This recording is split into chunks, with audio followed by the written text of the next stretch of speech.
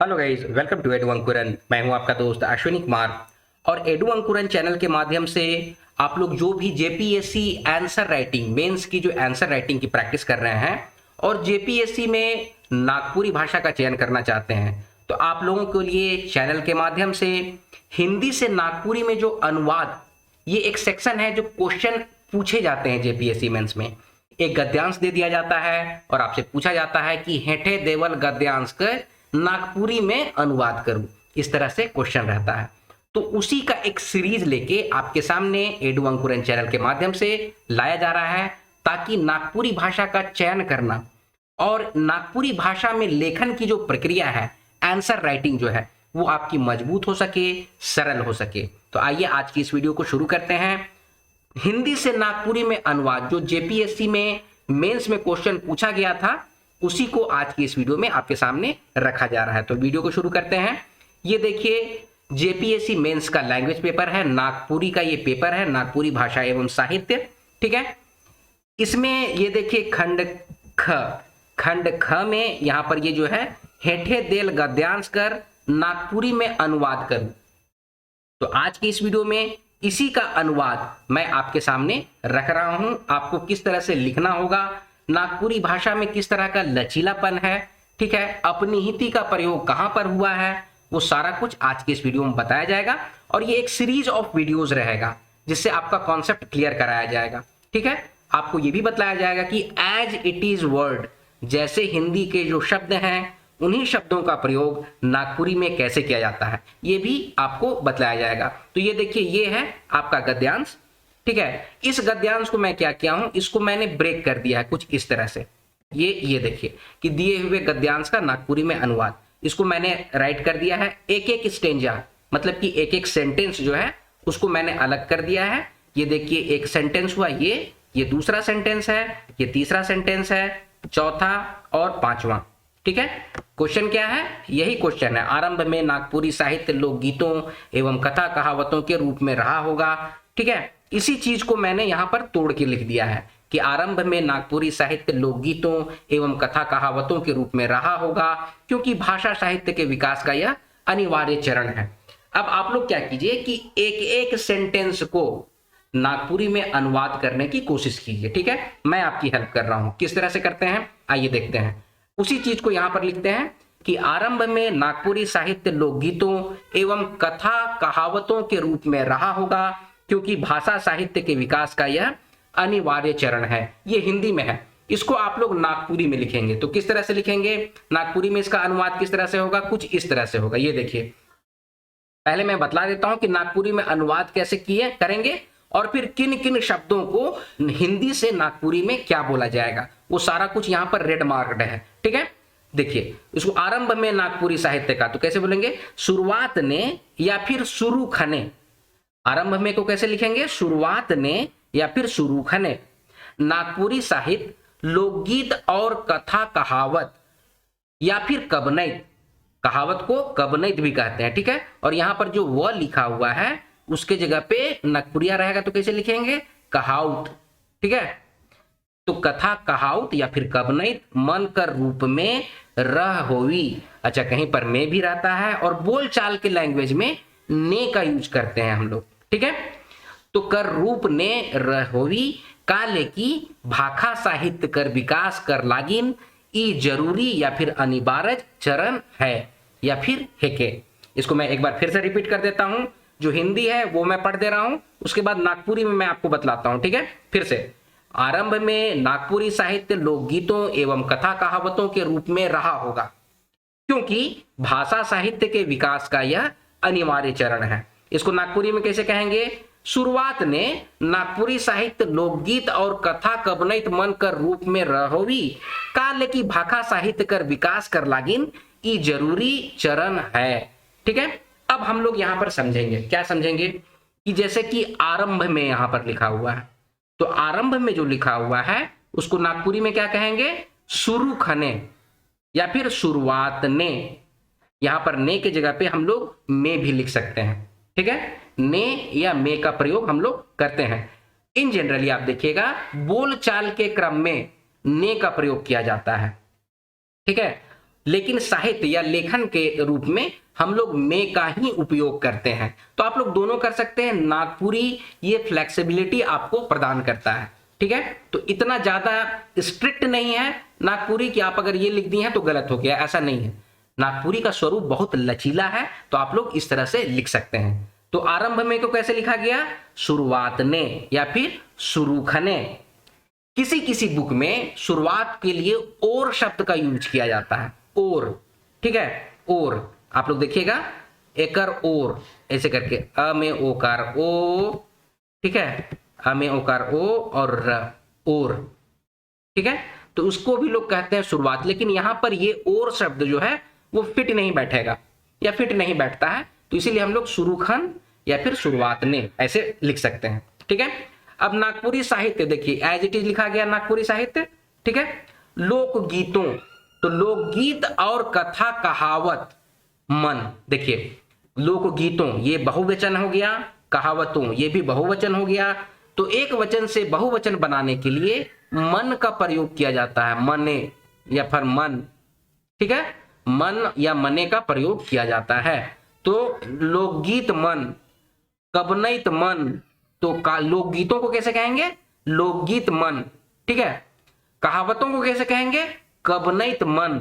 तो उसी बात को यहां पर लिखा गया है कि लोकगीत और कथा कहावत, या फिर कहावत लिखिएगा या फिर कबनैत लिखिएगा, ठीक है। तो कबनैत मन कर रूप में, अब देखिए यहां पर जो के लिखा हुआ है, के को नागपुरिया में कर बोलते हैं, ठीक है। कर रूप ने रह होवी, रूप में रहा होगा, उसको कैसे लिखेंगे, र ही होवी। अब यहां पर देखिए रह के जगह पे यहां पर ई लिखा हुआ है, तो यही अपनिहिति होता है। नागपुरी भाषा जो है वो भोजपुरी की एक उपबोली है। ये बात कौन बोले थे, डॉक्टर ग्रियर्सन बोले थे। तो उस बात का खंडन किया था, किसने किया था, श्रवण कुमार गोस्वामी ने किया था, केसरी सिंह ने किया था, रेवरेंड बुकआउट ने किया था। ये सभी ने कहा था कि नहीं, नागपुरी एक स्वतंत्र बोली है, ठीक है। तो इसी बात को, जैसे कि रह है, तो रह में जो ई आया ये अपनिहिति का प्रयोग है। और नागपुरी की जो प्रमुखता है, नागपुरी भाषा जो है उसकी प्रमुखता में अपनिहिति का प्रयोग होता है। रह के, आग को क्या बोलेंगे, आइग, आज को क्या बोलेंगे, आइज, ठीक है। तो उसी तरह से रह को क्या बोलेंगे, रही, ठीक है। तो इसी को कहा जाता है अपनिहिति का प्रयोग। रह के जगह पे रहा होगा, का रही होवी, ठीक है। अब आगे क्योंकि, क्योंकि को कैसे बोलेंगे, काले की, ठीक है, काले की, उसी को कहेंगे क्योंकि। भाषा की जगह पे हम लोग ये जो आप जो ये शब्द जो देख रहे हैं, इसके जगह पे हम लोग खा का यूज करते हैं, ख का यूज करते हैं, इसीलिए भाखा साहित्य, ठीक है। तय यहां पर जो है उसके जगह पे यह हट जाता है, साहित्य के जगह पे फिर से अगेन कर, और वी जो है वह जो है उसके जगह पे ब का प्रयोग किया जाता है, तो विकास, ठीक है। तो विकास हुआ, का यह अनिवार्य चरण है, तो कर लागिन, ठीक है। का यह के जगह पे क्या यूज किया जा रहा है, यहां पर कर लागिन, ठीक है। लागिन का मतलब यही होता है कि उसके लिए, ठीक है।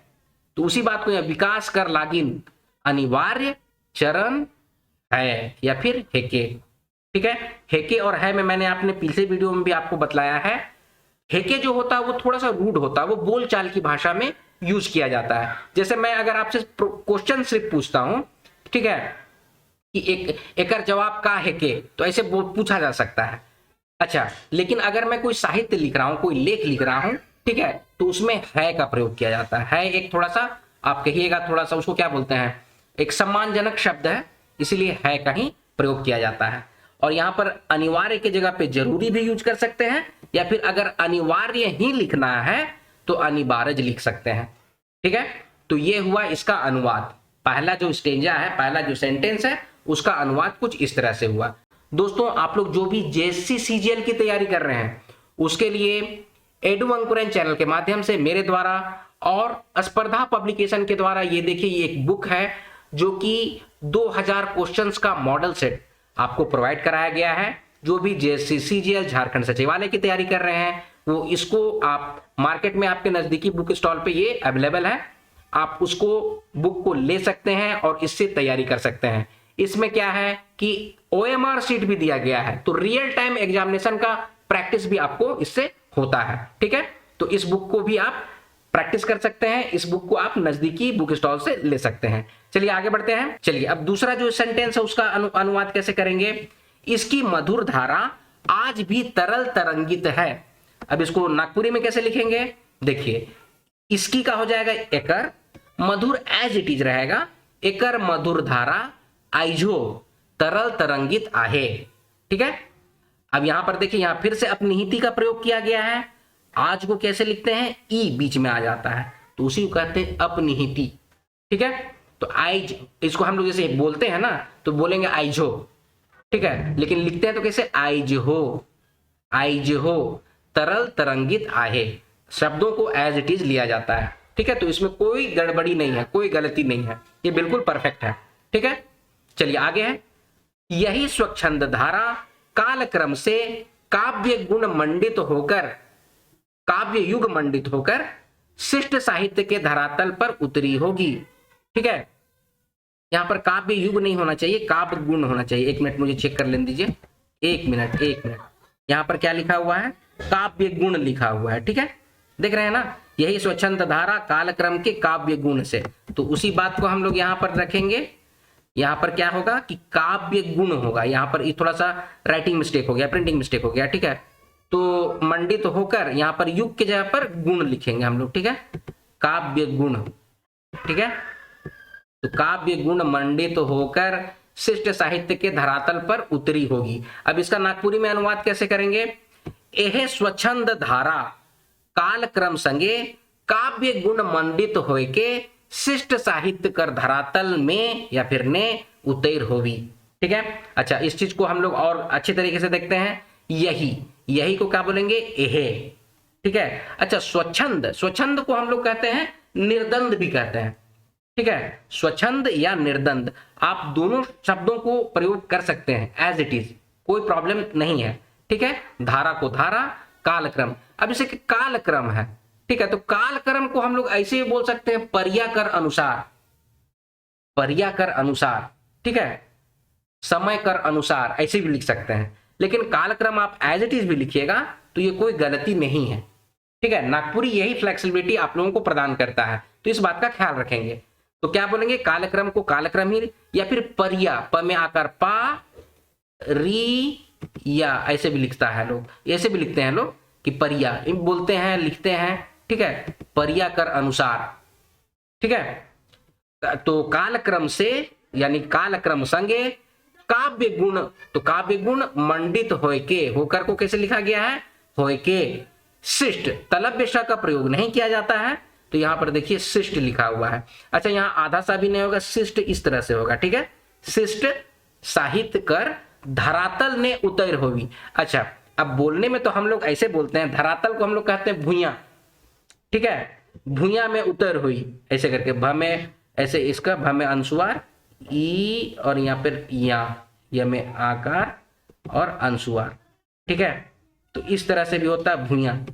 ठीक है, तो भुइया में उतर होगी, लेकिन आप अगर धरातल भी एज इट इज लिखते हैं तो कोई प्रॉब्लम नहीं है। तो इसको मैं फिर से रिपीट कर देता हूं कि यही स्वच्छंद धारा कालक्रम से काव्य गुण मंडित होकर शिष्ट साहित्य के धरातल पर उतरी होगी। तो इसको हम लोग कैसे लिखेंगे, यह स्वच्छंद या निर्दंद धारा कालक्रम संगे काव्य गुण मंडित होय के शिष्ट साहित्य कर धरातल ने उतर होवी। ठीक है, अब यहां पर जो भी चीज है, जैसे कि धरातल को हम लोग भुइया भी बोल सकते हैं, तो आप भुइया लिखना चाहेंगे तो भुइया भी लिख सकते हैं। ठीक है, लेकिन साहित्य है, ठीक है, और किसी चीज का अनुवाद है तो आप एज इट इज उन शब्दों को भी ले सकते हैं। हिंदी के शब्दों को एज इट इज नागपुरी में लिया जाता है, कोई प्रॉब्लम नहीं है। अब जैसे कि यहाँ पर कालक्रम है, तो उसमें मैंने आप लोग क्या क्या बोला, पर्याकर अनुसार, तो पर्याकर अनुसार भी आप लिख सकते हैं, लेकिन अगर आप कालक्रम एज इट इज भी लिखते हैं तो वो गलत नहीं है। ठीक है, तो इस बात की फ्लेक्सिबिलिटी नागपुरी आपको प्रदान करता है। दोस्तों आप लोगों को जो भी बताया जा रहा है और जो भी सजेशन है, जो भी डाउट्स होता है, आप लोग कमेंट सेक्शन में बताइए। आप लोगों को वाक्य में प्रॉब्लम होता है, वाक्य की शुद्धिकरण में प्रॉब्लम होता है, एक एक चीज को एडू अंकुरन चैनल के माध्यम से आपको बताया जाएगा। लेकिन उसके लिए आपको वीडियो को लाइक करना पड़ेगा, वीडियो में कमेंट करना पड़ेगा, उससे समझ में आता है कि आपको किस तरह की वीडियो की जरूरत है और उसी तरह के वीडियो आपको प्रोवाइड कराया जाएगा। तो आप लोग प्लीज वीडियो को लाइक कीजिए और अपने सजेशंस को कमेंट जरूर किया कीजिए, ठीक है। चलिए आगे बढ़ेंगे। नागपुरी साहित्य को इस धरातल पर लाने का अधिकांश श्रेय भक्ति चेतना को रहा होगा, प्राप्त साहित्य से ऐसा ही प्रतीत होता है। अब इस बात को फिर हम लोग नागपुरिया में कैसे करेंगे, नागपुरी में कैसे अनुवाद करेंगे कि नागपुरी साहित्य के ई धरातल ने लाने बगरा श्रेय भक्ति चेतना के रह होई, पावल या फिर भेटाल साहित्य से इसने है बुझाएला, ठीक है।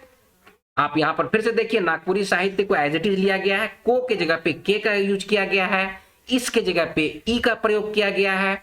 धरातल को हम लोग भुइयां बोल सकते हैं, इस बात का आप लोग ख्याल रखिएगा, या फिर आप लोग भुइयां लिखिए या फिर धरातल लिखिए, बात एक ही है, ठीक है। वो गलत नहीं होने वाला आपका, ठीक है।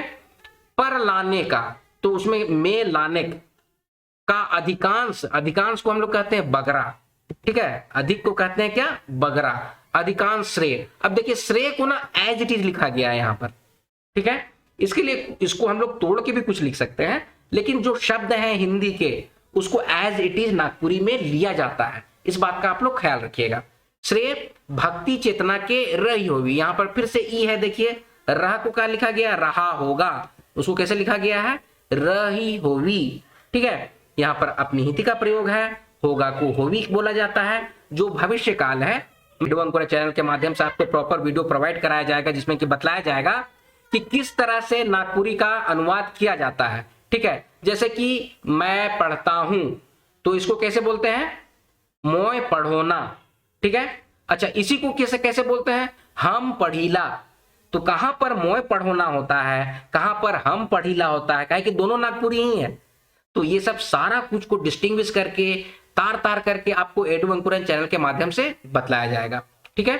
तो यहां पर क्या हुआ कि नागपुरी साहित्य को इस धरातल पर लाने का अधिकांश श्रेय भक्ति चेतना को रहा होगा, प्राप्त साहित्य से ऐसा ही प्रतीत होता है। इसको हम लोग नागपुरी में कैसे अनुवाद करेंगे, नागपुरी साहित्य के इस धरातल में लाने का बगरा श्रेय भक्ति चेतना के रही होगी और पावल भेटाल साहित्य से इसने है बुझाएला, ऐसा ही प्रतीत होता है। उसको कैसे बोलेंगे, इसने है बुझाएला, ठीक है।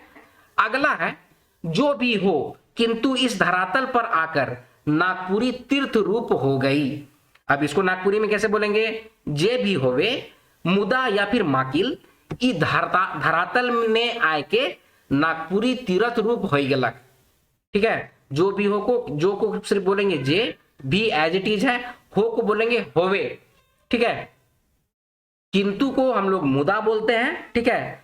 किंतु, परंतु, अगर, यदि, उसके लिए मुदा का यूज किया जाता है, ठीक है। या फिर माकिल का भी यूज किया जाता है, लेकिन आप लोग कोशिश कीजिएगा मुदा लिखने का, ठीक है। मुदा लिखिएगा, ये थोड़ा ज्यादा साहित्यिक भाषा का मतलब साहित्यिक शब्द है मुदा, तो इसका यूज कीजिएगा तो ज्यादा अच्छा रहेगा, ठीक है। मुदा ई धरातल में, अगेन धरातल के जगह पर आप भुइयां का यूज कर सकते हैं, में या फिर ने आय के नागपुरी तीर्थ रूप हो गलक, ठीक है। तो दोस्तों ये है जेपीएससी मेंस में पूछा गया गद्यांश को हिंदी में नागपुरी में कैसे अनुवाद करेंगे। तो उसको हम लोगों ने हर एक सेंटेंस को अलग अलग किया, फिर उसका नागपुरी का अनुवाद किया, फिर एक एक शब्द को भी आपको बताया गया कि देखिए कहां पर किस शब्द का प्रयोग किया जा रहा है।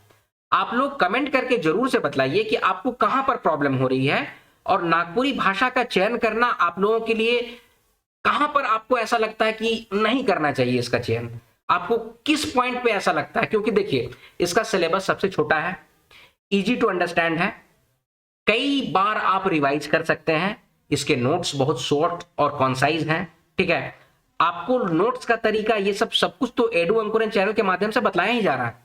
तो आप लोग और उसको रिफाइन करने के लिए, ताकि आपकी तैयारी औरों से अच्छी हो, तो उसके लिए आप लोग कमेंट करके बताइए कि आपको क्या क्या प्रॉब्लम होता है।